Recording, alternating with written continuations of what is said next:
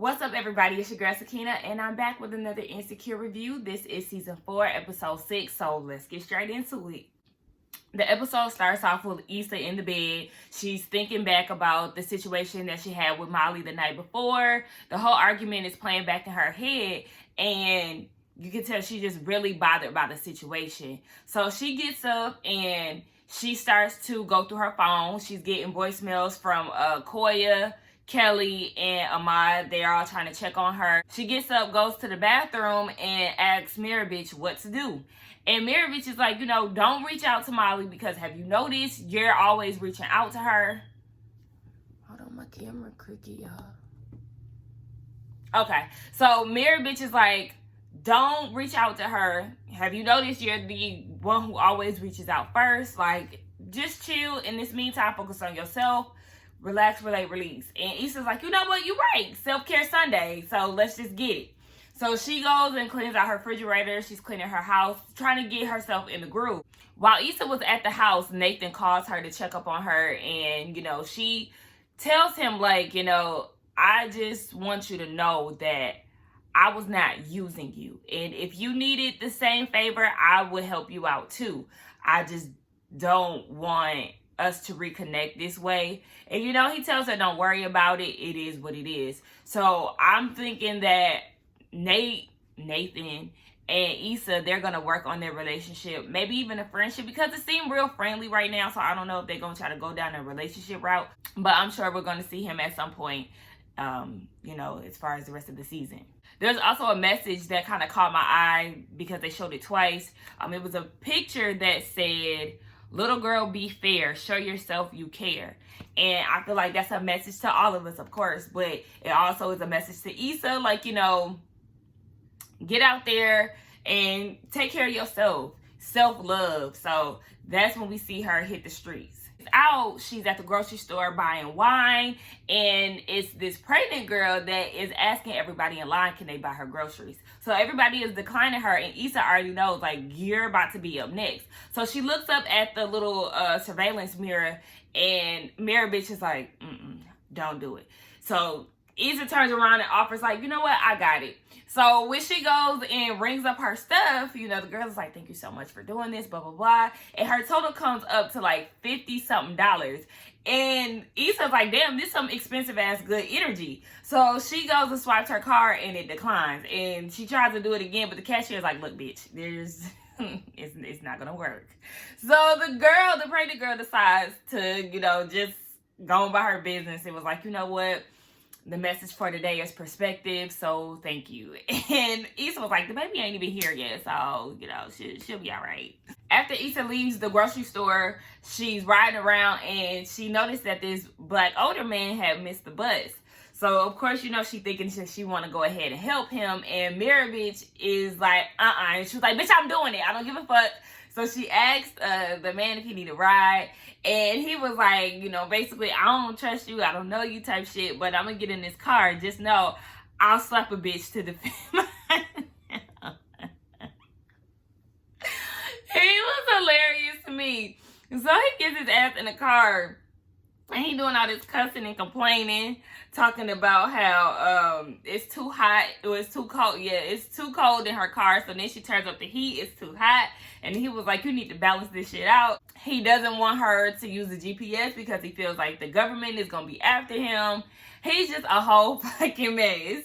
So he's telling her about the way of the world and all of this. And then he blurts out of nowhere, watch out. So, of course, Issa pressed on the brakes, and panicked. He was like, no, I'm just telling you, like, watch out for shady people. And she was like, okay, like, when are you going to get out my car?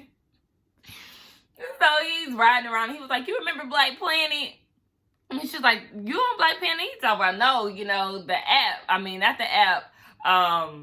This bar that he used to go to. And he was talking about his friends and how they used to run trains and not Amtrak. Hey, George was a whole fucking fool, right? So he's talking about that. And then he says that all his homies are gone. Some of them locked up, and one was on drugs bad, and the other ones just faded away. So as he's reminiscing about his friends, you know, he's basically saying that I should have seen all of this coming. And he says he should have seen the signs that the shit wouldn't last. Message.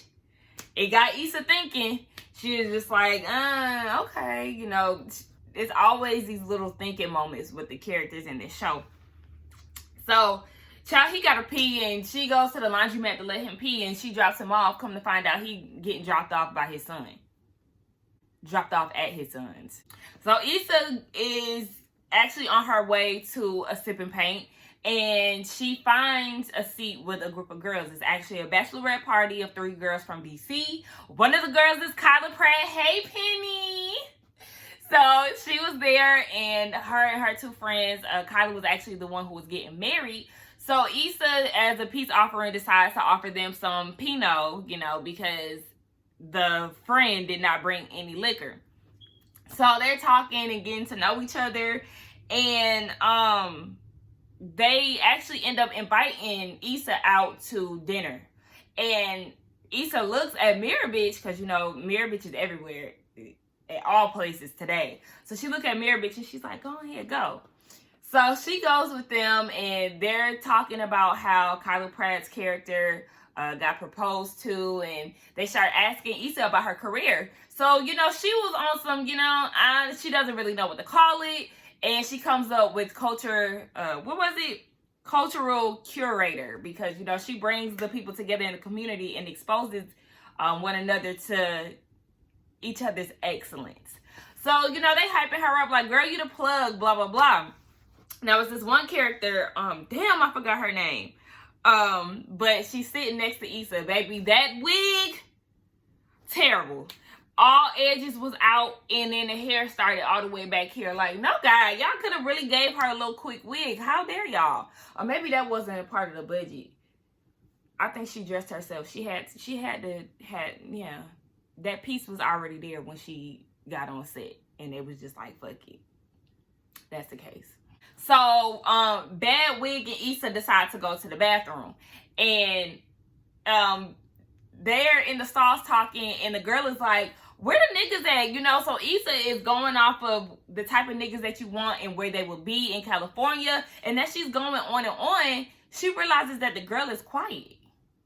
So Issa's like, hold on, wait, what's up? So she looked under the stall, and the girl is gone.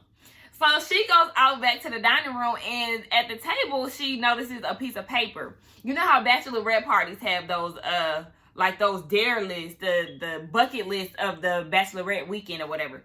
So she's reading it, and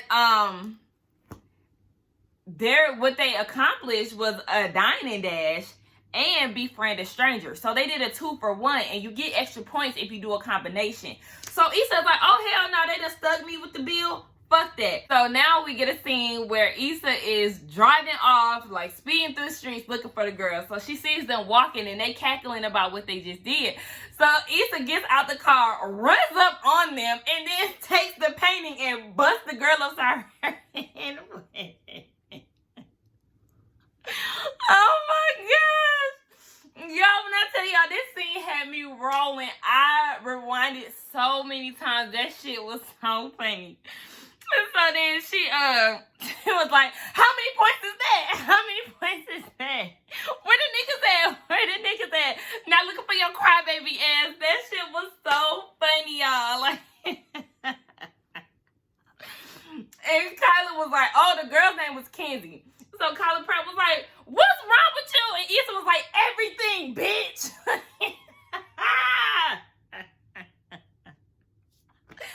Oh my gosh.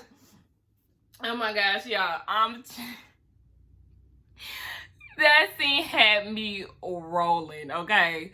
Y'all, my fucking camera keep moving. Like, it's cricket. I'm so sorry, y'all. I'm trying to get it together. And so Issa snaps out of it. Of course, it was just a dream. And she's in traffic, so she did actually skip out on the bill as far as I'm concerned. But she snaps out of it and receives a text, and it was from Koya asking if she can go on a date with one of the vendors. But, you know, she's just feeling some type of way because she got played. So she ends up calling somebody. Now, I thought that it was Lawrence, but come to find out it was her mama. So she pulls up on her mom, and, you know, her mom is feeling some type of way because she wasn't invited to the block party. And it's like, yeah, Issa, why didn't you invite your mama? But she did say that her mom don't like crowds, and her mom confirmed that she don't like crowds because it make her itch. So that's why she didn't get invited. But as they're talking, her mom can really see that there's something wrong with Issa. So she just tells her to come here. And, you know, Issa is like me, like, what? And her mom was like, you know, bring it on in, baby. So, you know, she knows something wrong with her daughter. So she hugs her mom and she just breaks down. She's having a complete breakdown, and they sit and talk, and Issa just feels like she doesn't know where to go next. You know, she had a successful block party, but now what? I'm 30. Like, I still don't have this shit figured out. And her mom was like, it's okay. Like, you don't have to compare yourself to me. You know, I did have children, but honestly, y'all was a mistake, honey. I did not want y'all. And she was like, well, damn, you made 2 mistakes. And she was like, yeah, I didn't want y'all, but you know what? Y'all end up being a blessing to me, one of the best things that happened to me. And I figured it out. You're a smart girl. I admire you for, you know, being so good at so many things. And, you know, you'll figure it out. Trust me. And, you know, Issa is all smiles and feeling some type of way because her mom is giving her the encouragement that she needs. And, you know, I feel like Issa is on the good foot as far as trying to figure out what it is that she wants. She did the block party. So, you know, that's enough I feel like it should be enough motivation for her to, you know, do another one. As she's walking home, Kelly calls her. She finally decides to answer. And Kelly's like, damn, bitch, you dodging me like a damn biological father. Like, what's up? So they're both on the phone and they're talking. I thought they were going to meet up at one point, but they didn't. But Kelly was basically telling her, like, you know, I think you and Molly really need to talk. I've been on her ass about y'all talking as well, you know, because when me and Tiffany had our issues, I feel like if we would have let it sit for any longer, then, you know, we would have never made it out. And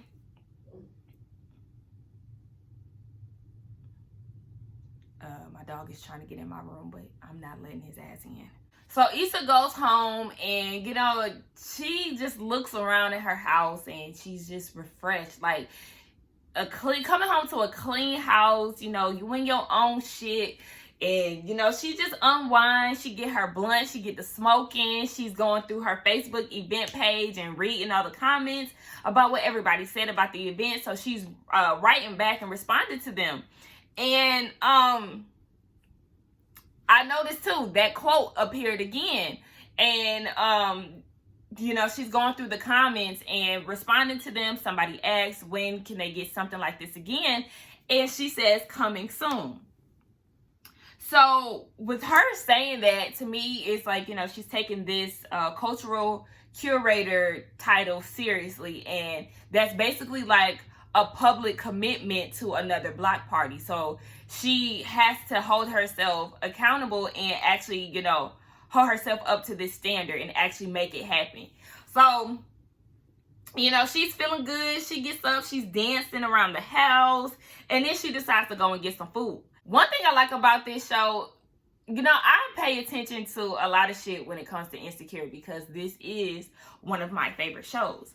So one thing I like about the show is the little details. And I know this probably sounds crazy, but the jacket that Issa had on was the same jacket that she wore in the season finale when they was watching The Last Dragon. And I just like the fact that they keep this show so normal. Like, you know, us normal people, we recycle clothes on the regular. And there's not a lot of shows that do that. You know, it's usually a new outfit every episode. You see one outfit, you ain't never gonna see that shit again. But Insecure, they keep the smallest details. It's a very realistic show. Because even when on season 2, when Lawrence was supposed to come by, those outfits were recycled. I just love this show, y'all. I'm sorry. So as she's going into the store, fuck, it's great. As she's getting ready to go get her some Ethiopian food, another restaurant that they were eating at in season 1, the first episode, she pulls up, and as she's walking in, she sees Molly at the bar. Molly is at the bar and Issa looks over, looking for Mirror Bitch, and she's not there. She has nobody to rely on as far as, making a decision on whether or not to go inside the store or not. And, as she stands there for a little bit, I thought she was going to go inside. But Issa makes the decision not to go in, because if she would have went in 9 times out of 10, she probably would have apologized to Molly. And it's not fair that you have to apologize every time. People show their true colors. So if I hold out, and if I'm the one that's always reaching out, and I hold out to see how long it's going to take you to address me, then it gives you all the answers that you need. So I'm glad that Issa did not go in there. She made the decision to go home, got in the car, and that was the end of the episode. Sorry, y'all. I'm having some technical difficulties, as y'all can see, child. My damn camera keep tilting and sliding down, pissing me off. But it's okay. So my thoughts on this episode. I really like this episode. We got to get more into Issa. Just more of a personal episode. And I'm mad I didn't get Lawrence. Another episode without Lawrence. 2 episodes in a row. Like, don't do us like last year. We need to know what's going on with him. I do like that they are giving Kelly more camera time. She seems more serious. Of course, she always has her jokes with the wheat thins and all of that. But I like the fact that they are giving her a bigger supportive role in trying to, get Molly and Issa back together. I'm just interested in seeing what's going to go on with Issa and, her whole block party situation, her career path. I'm very interested in that storyline. And we'll see how it goes. It looks like next week is going to be focused on Molly. So we're getting 1 episode focused on Issa and another focused on Molly. So I can't wait to see what's going to happen on this Mexico trip. But anyway, guys, thank you for coming back. This is the end of my review. Always don't forget to like, comment, and subscribe to my channel. And I will see y'all next week.